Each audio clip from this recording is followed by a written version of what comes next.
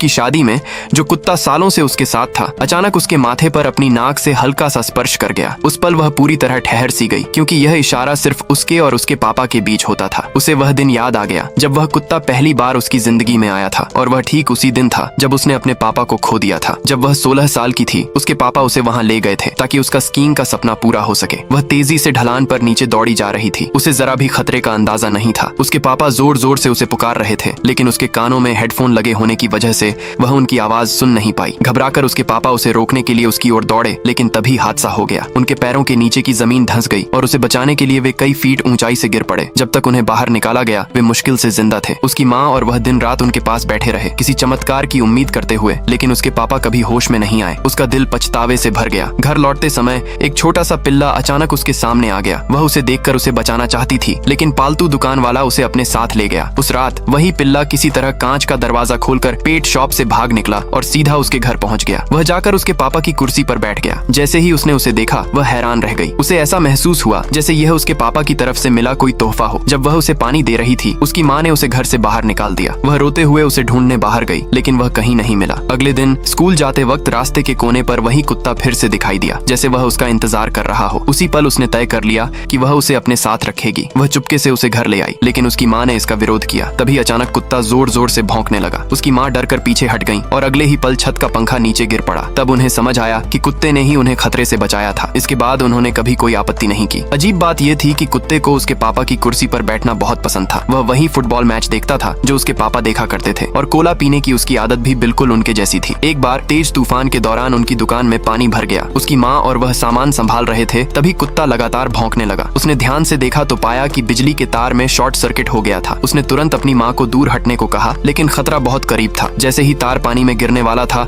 उसने अपनी माँ को पकड़कर आंखें बंद कर लीं, लेकिन कुछ नहीं हुआ। तभी रसोई से बर्तन टूटने की आवाज आई। बाद में पता चला कि कुत्ते ने सही समय पर बिजली बंद कर दी थी। ये देखकर उसे फिर से अपने पापा की याद आ गई, क्योंकि घर में ब्रेकर संभालना हमेशा उसके पापा का ही काम था। धीरे धीरे उस पिल्ले के साथ रहते हुए वह अपने पापा के खोने के गम से उबरने लगी, और फिर उसकी शादी का दिन आ गया। कुत्ते ने वही रिश्ता दोहराया जो उसके और उसके पापा के बीच था। जब उसने कुत्ते की आंखों में देखा तो उसे अचानक एहसास हुआ कि उसके पापा कभी सच में उसे छोड़कर नहीं गए। उन्होंने बस उसे बचाने और उसके साथ रहने का एक नया तरीका ढूंढ लिया था। जैसे ही शादी शुरू हुई, कुत्ते ने उसका हाथ थाम लिया और उसे गलियारे से नीचे ले जाने लगा, ठीक वैसे ही जैसे उसके पापा ने एक बार वादा किया था कि वे उसे दूल्हे को सौंपेंगे। दूल्हे की कस्में पूरी होने के बाद कुत्ता चुपचाप मंच से नीचे उतर गया और दूर खड़े होकर उसकी खुशी को निहारता रहा। क्या इस तरह का निस्वार्थ प्यार सच में किसी के दिल को छू सकता है?